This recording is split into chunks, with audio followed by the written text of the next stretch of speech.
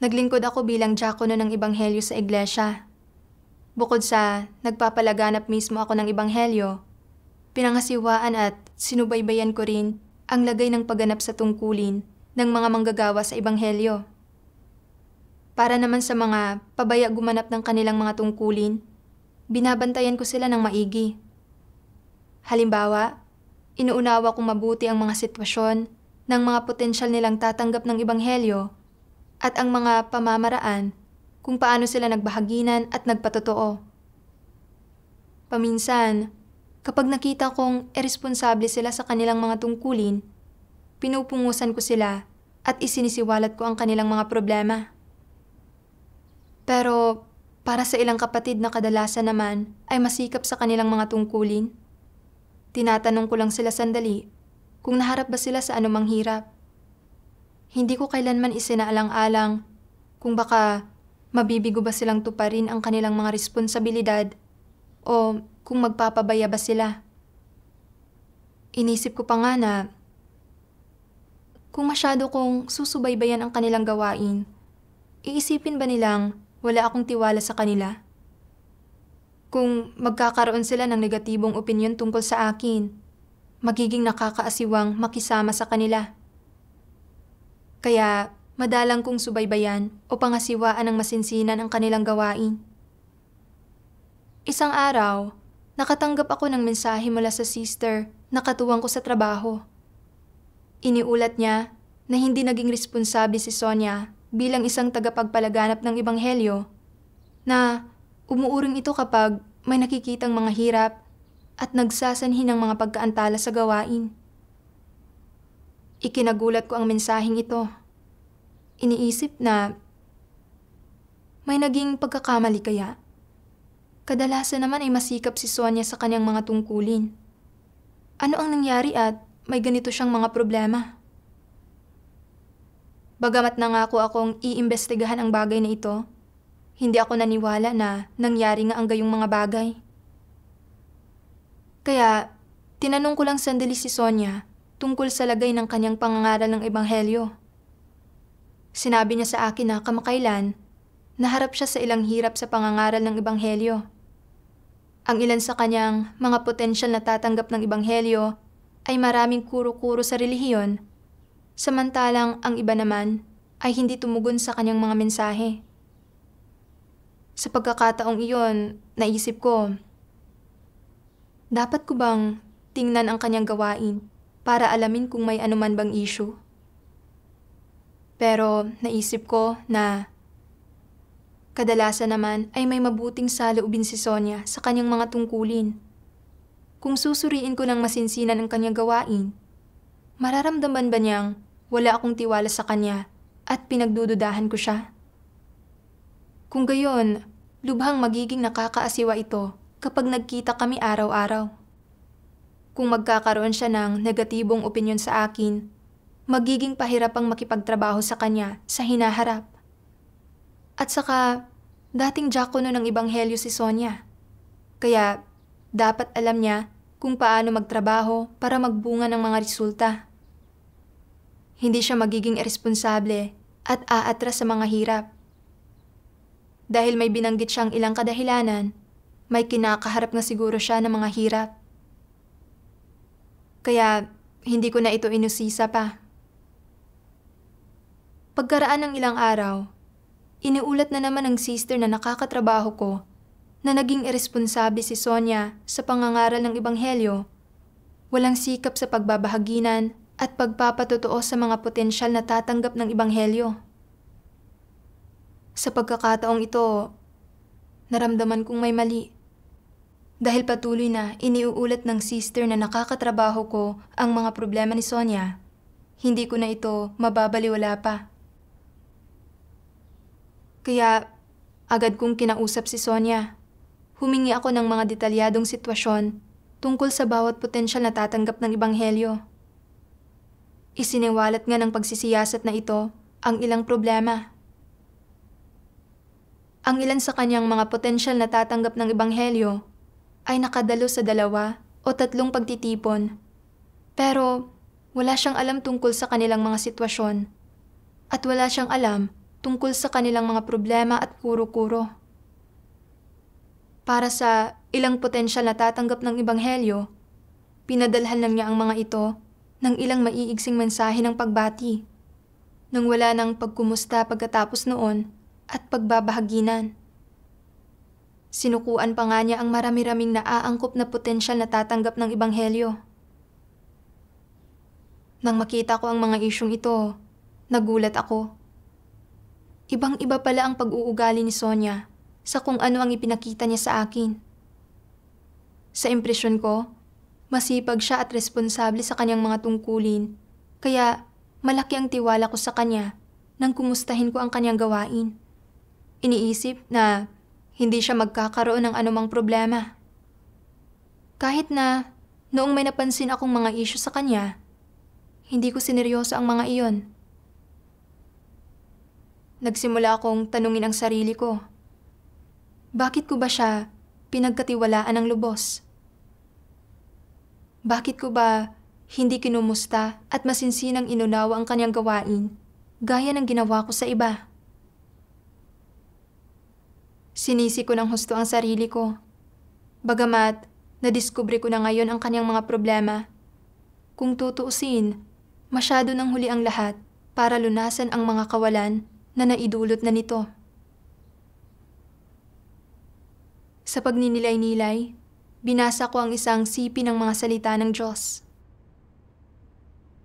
May nakamamatay na kapintasan ang mga huwad na leader. Mabilis silang magtiwala sa mga tao batay sa sarili nilang mga imahinasyon. At bunga ito ng hindi pagkaunawa sa katotohanan, hindi ba? Paano ibinubunyag ng salita ng Diyos ang diwa ng tiwaling sangkatauhan? Bakit dapat silang magtiwala sa mga tao kung ang Diyos nga ay hindi? Ang mga huwad na leader ay masyadong mayabang at mapagmagaling, hindi ba? Ang iniisip nila ay, hindi pwedeng nagkamali ako sa paghusga sa tao na ito. Wala dapat na maging anumang problema sa natukoy ko na angkop na tao. Siguradong hindi siya isang tao na nagpapakasasa sa pagkain, pag-inom, at paglilibang, o mahilig sa kaginhawahan at namumuhi sa mahirap na gawain. Siya ay lubos na maaasahan at mapagkakatiwalaan. Hindi siya magbabago. Kung magbago man siya, mangangahulugan iyon na nagkamali ako tungkol sa kanya, hindi ba? Anong uri ng lohika ito? Isa ka bang eksperto? May paningin ka bang gaya ng X-ray? Mayroon ka ba ng natatanging kasanayan na iyon? Maaaring makasama mo ang isang tao ng 1 o 2 taon, pero magagawa mo kayang makita kung ano talaga siya nang walang angkop na kapaligiran para lubos na mailantad ang kalikasang diwa niya? Kung hindi siya ibinunyag ng Diyos, maaaring kasakasama mo siya sa loob ng 3 o kahit 5 taon pa nga, at mahihirapan ka pa ring makita kung ano talaga ang uri ng kalikasang diwa mayroon siya. At gaano pa kaya katotoo iyan kapag madalang mo siyang makita, kapag madalang mo siyang makasama?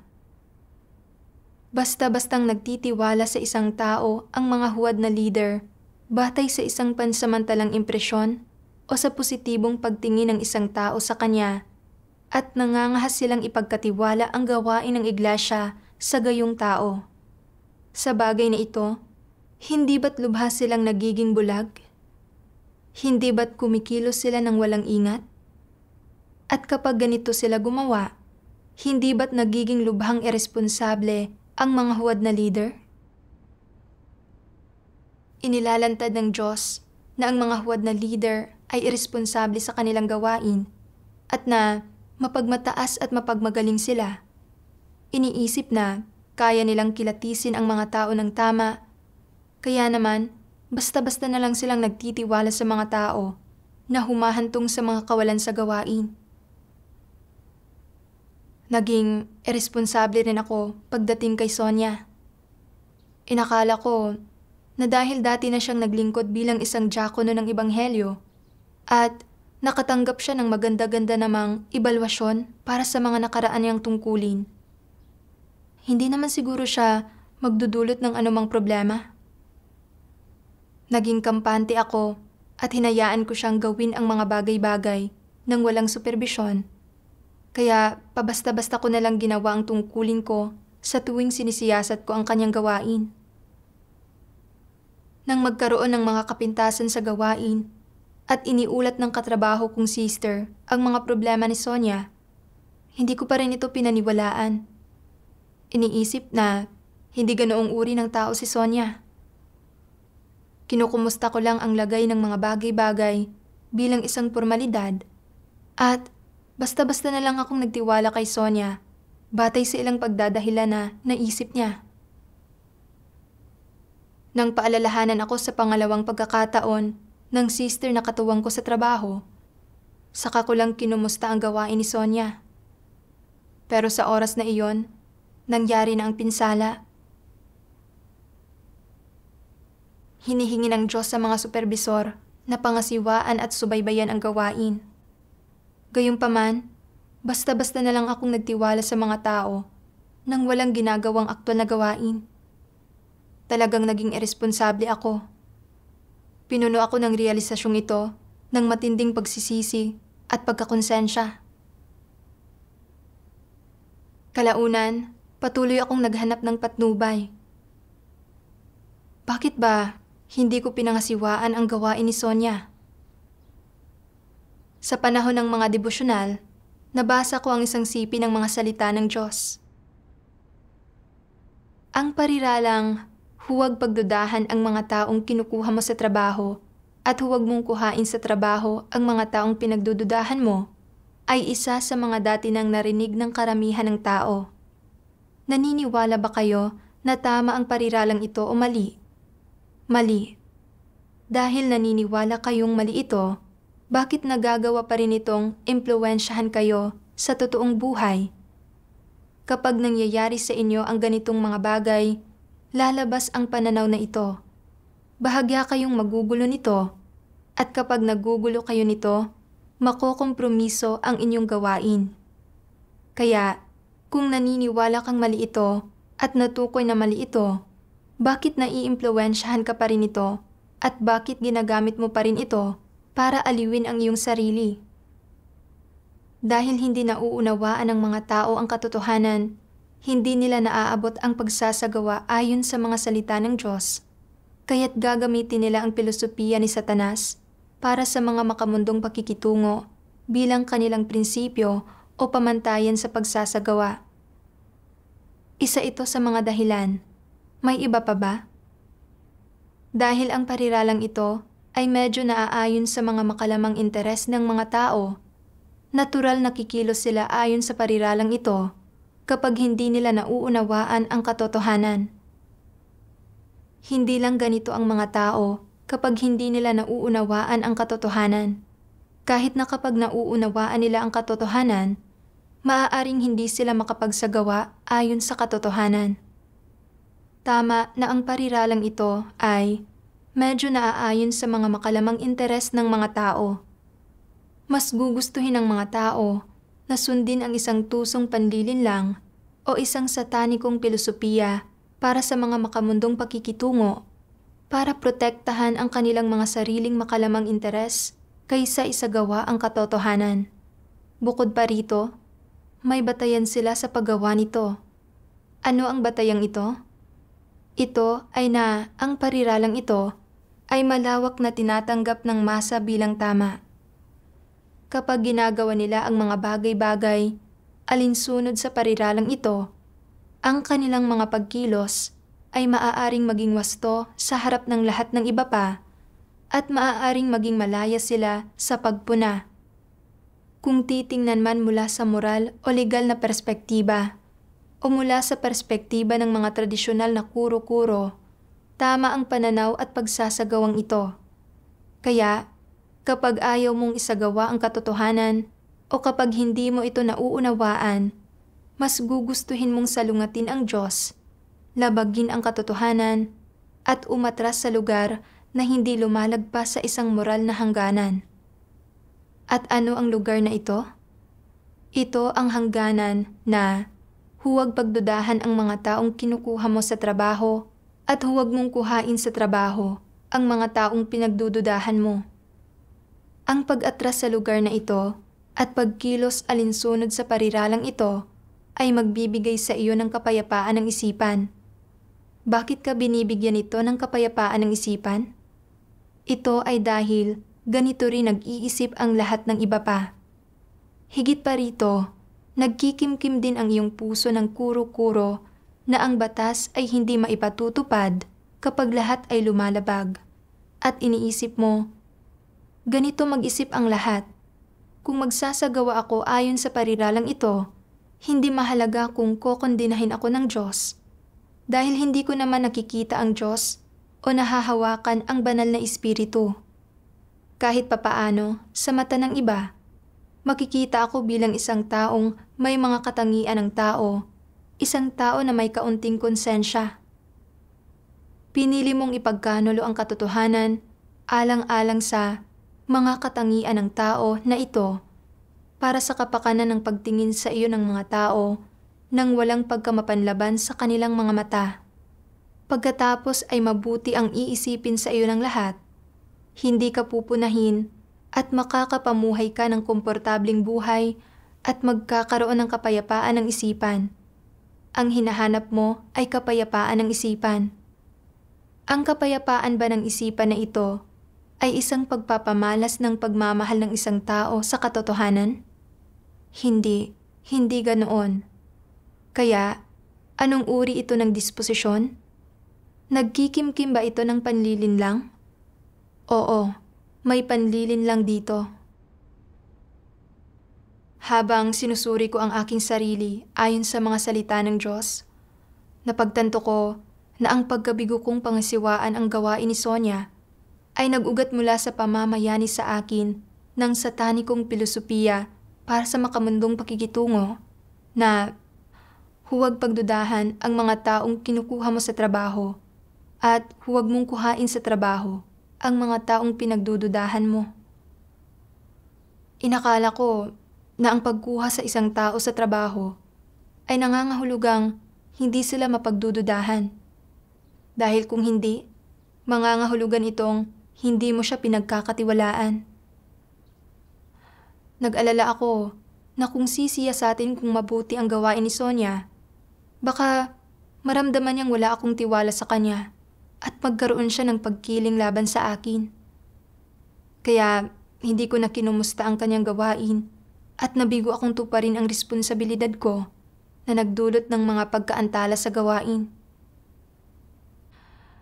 Ginamit ko ang tila lehitimong pangangatwiran na huwag pagdudahan ang mga taong kinukuha mo sa trabaho at huwag mong kuhain sa trabaho ang mga taong pinagdududahan mo bilang pagdadahilan para hindi ko na pangasiwaan at suriin ang gawain para lang huwag mapasama ang loob ng isang tao nang sa gayon ay maprotektahan ko ang reputasyon at katayuan ko. Ang naipakita ko ay ang aking makasarili at mapanlinlang na satanikong disposisyon. Bagamat sumampalataya at sumunod ako sa Diyos, bagamat kinain at ininom ko ang kanyang mga salita at ginampanan ko ang aking tungkulin, hindi ko itinuring ang mga salita ng Diyos bilang mga prinsipyo para sa iaasal at ikikilos ko. At nang may mangyari sa akin, umasa pa rin ako sa mga satanikong pilosopiya para harapin ang mga ito. Pinabayaan ko ang pangangasiwa o pagsusuri sa gawain at nabigo akong tuparin ang mga responsibilidad ko sa aking tungkulin. Nilabanan at ipinagkanulo ko ang Diyos. Natakot ako nang mapagtanto ko ito at kinilala ko rin na ang pamumuhay ayon sa mga satanikong pilosopiya ay maaari lang makapinsala sa akin. Kalaunan, binasa ko ang isa pang sipi ng mga salita ng Diyos. Naniniwala ka ba na tama ang pananaw na huwag pagdudahan ang mga taong kinukuha mo sa trabaho at huwag mong kuhain sa trabaho ang mga taong pinagdududahan mo? Katotohanan ba ang kasabihang ito? Bakit gagamitin niya ang kasabihang ito sa gawain ng sambahayan ng Diyos at sa paggawa ng kanyang tungkulin. Ano ang problema rito? Huwag pagdudahan ang mga taong kinukuha mo sa trabaho at huwag mong kuhain sa trabaho ang mga taong pinagdududahan mo ay malinaw na mga salita ng mga walang pananampalataya, mga salitang nagmumula kay Satanas. Kaya bakit niya itinuturing na katotohanan ang mga iyon?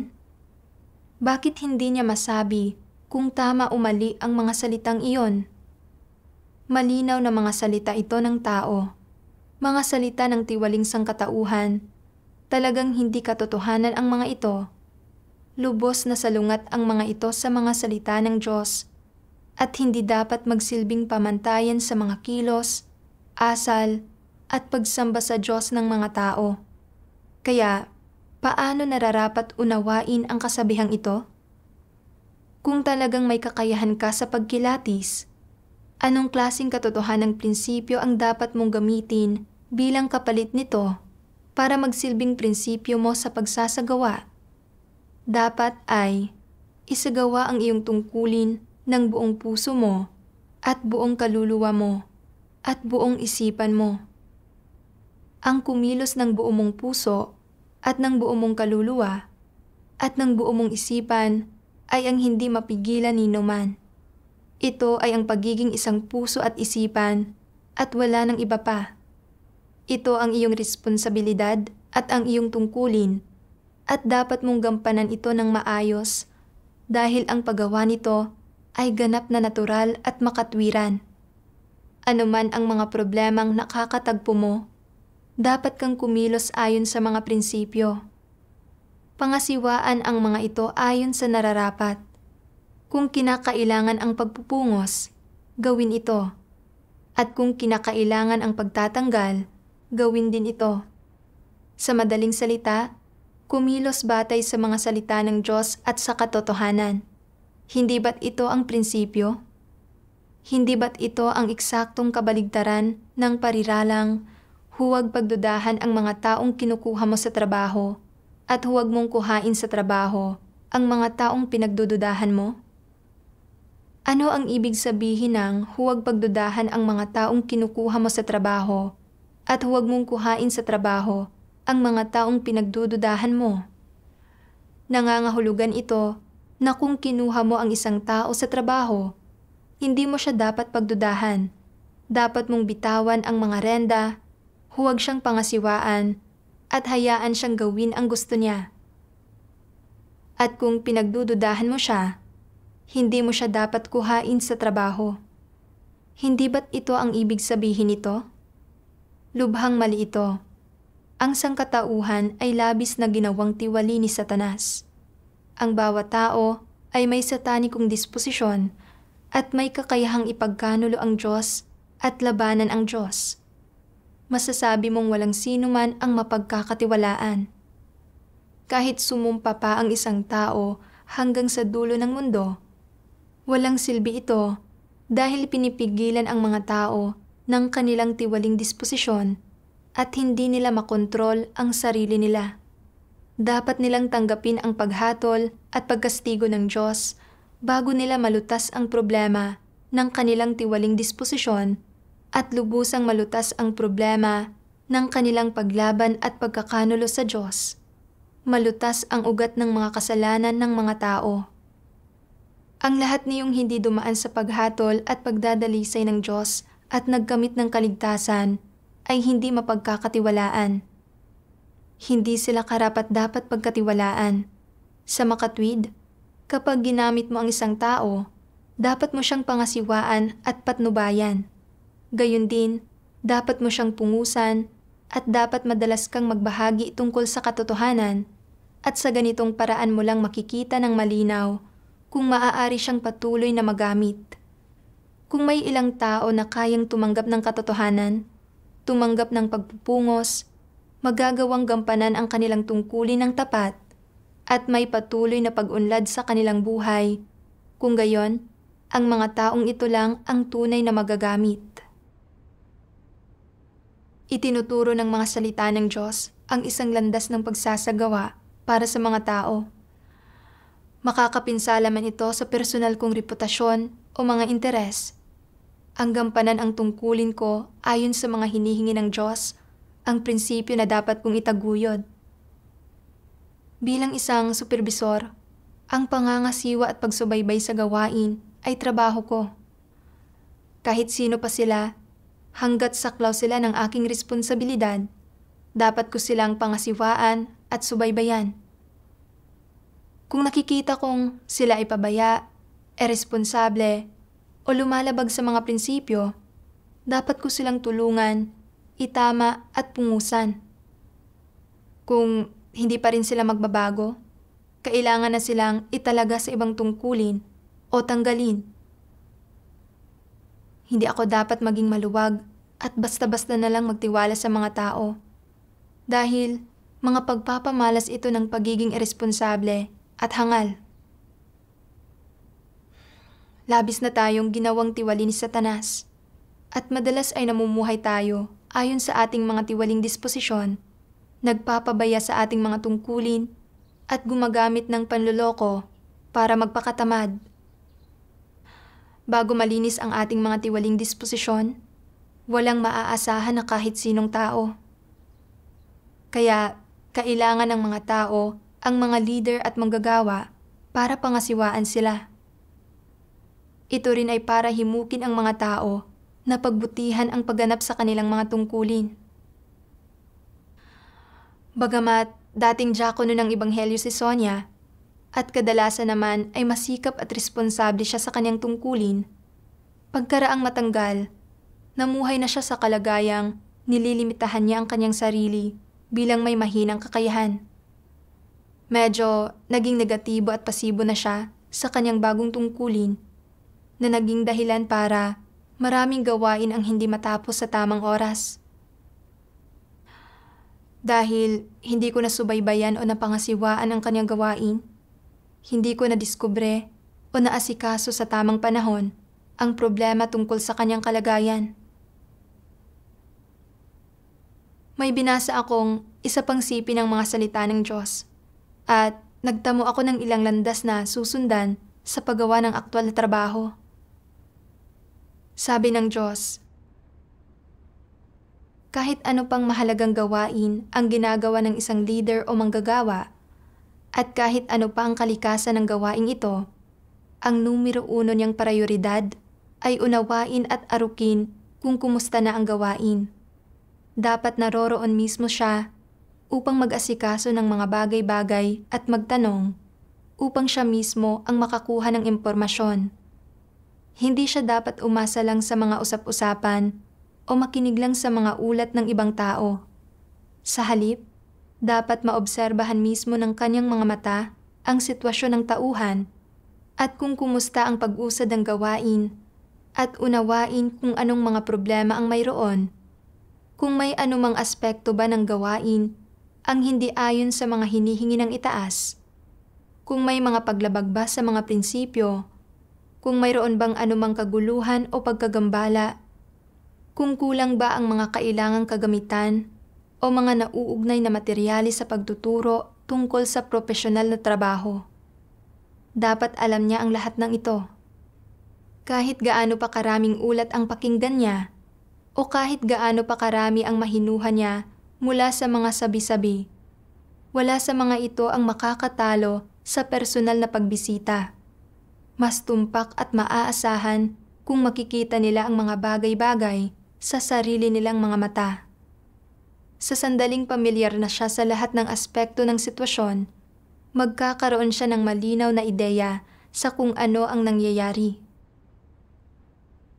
Naunawaan ko mula sa mga salita ng Diyos na kapag nagtatrabaho tayo, hindi tayo dapat basta-basta na lamang magtiwala sa mga tao o hayaan silang gawin kung ano ang kanilang maibigan, pagkaraang bigyan sila ng mga gampanin. Dapat personal nating pangasiwaan at suriin ang gawain ng mga tao. Bukod dito, hindi sapat na suriin ito ng isang beses lang. Kailangan nating siyasatin ito ng ilang panahon.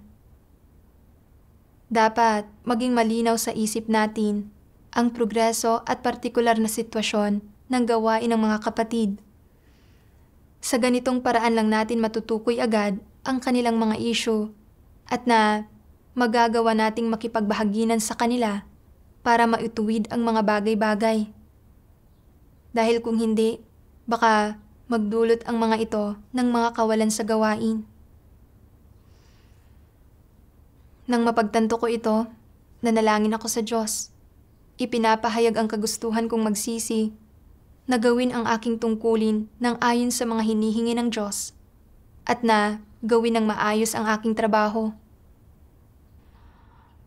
Sa mga sumunod na araw, nang subaybayan ko ang gawain, inalam ko talaga kung ano na ang lagay ng gawain ng mga kapatid at kahit ano pa ang kanilang pinagmulan o ang kanilang karanasan sa pangangaral ng Ebanghelyo, pinangasiwaan at sinubaybayan ko sila sa ganoon ding paraan.